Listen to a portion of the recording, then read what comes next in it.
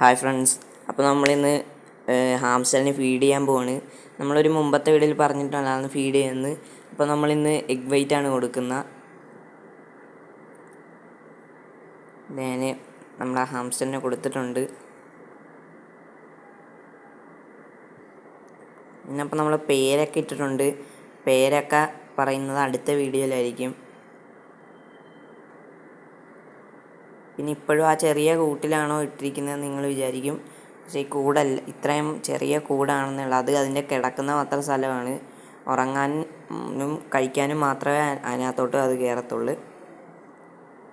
ഞാൻ അവസാനം കാണിക്കുന്നുണ്ട് ഇതിൻ്റെ വലിപ്പം.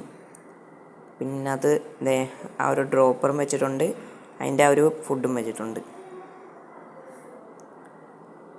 ഈ വലിപ്പമുണ്ട്. അതിലേക്കൂടെ ഇറങ്ങി